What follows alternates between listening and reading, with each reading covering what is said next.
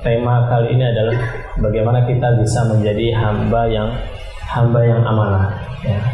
Sebelum kita masuk ke materi, barangkali saya akan memberikan mukadimah, ya, mukadimah satu kisah, yang mana ya ini kisah saya baru mendapatinya. Padahal ini kisah sudah lama sekali, ya, sudah lama sekali. Ya. Tetapi terjadi di zaman kita, bukan di zaman Rasulullah, bukan di zaman sahabat, tabiin, tabiut tabiin, ya, tetapi ini terjadi di zaman kita, ya, di abad ke-20.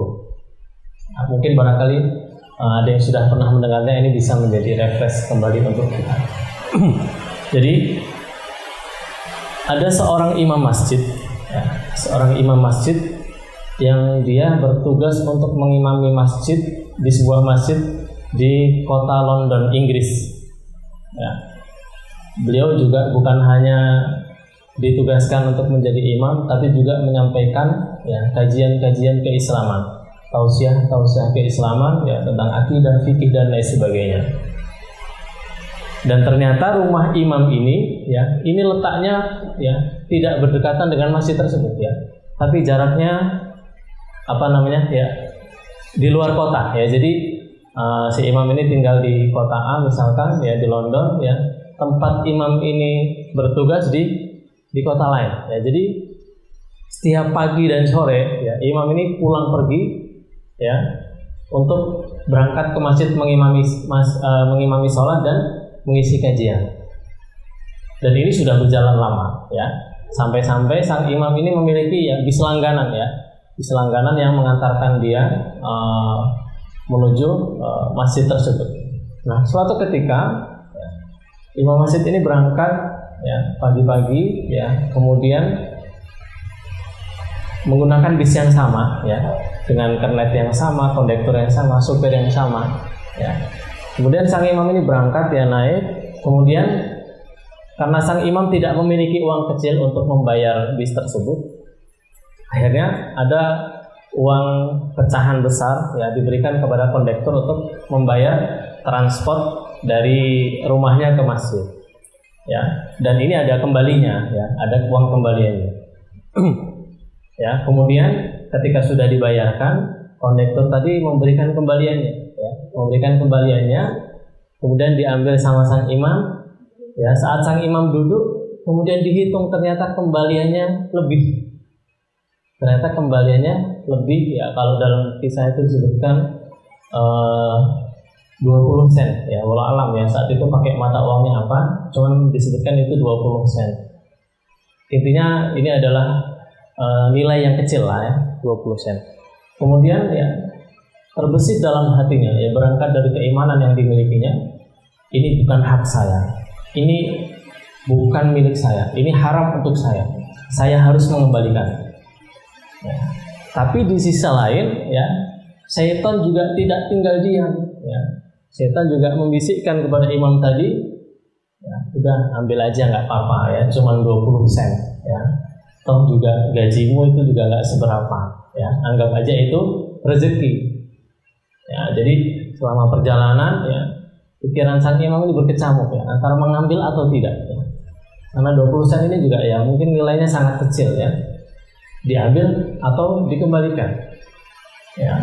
Saat bis ini tiba di depan masjid di mana dia bertugas, ya, maka, ya, dia hendak turun, ya. Kemudian secara spontan dia merogoh sakunya, ya.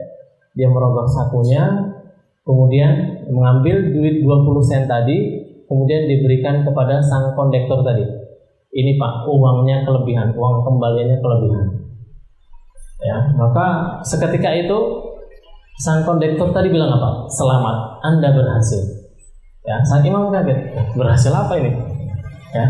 Selamat, Anda berhasil.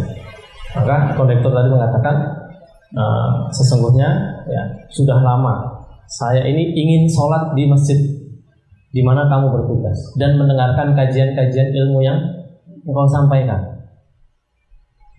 ya. Namun, ya, semenjak 2 hari yang lalu, ya, saya sudah bertekad akan berangkat. Sebelum aku berangkat ke masjidmu dan mendengarkan kajian-kajianmu,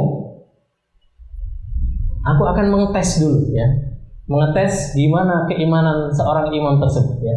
ketika ada uang kembalian lebih yang bukan haknya, apakah dia ambil ataukah dia kembalikan? Ya, maka sang kondektur itu pun mengetes imam tersebut dan alhamdulillah ya, berhasil.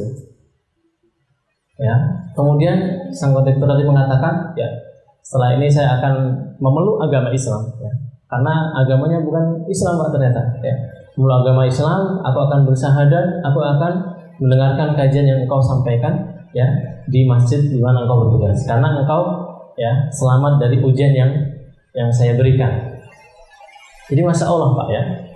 Kemudian sang imam tadi dalam hatinya dia bersyukur kepada Allah Subhanahu Wa Taala sambil berucap dalam hatinya, ya Allah, hampir saja aku menjual agama Islam hanya dengan 20 sen. Hampir saja kalau dia menuruti hawa nafsunya, ya walaupun nilainya sangat kecil, ya dia akan menjual agama Islam hanya dengan uang 20 sen. Masya Allah ya, ini kisah yang luar biasa. Ini kisah disampaikan oleh Syekh Ratib An-Nablusi.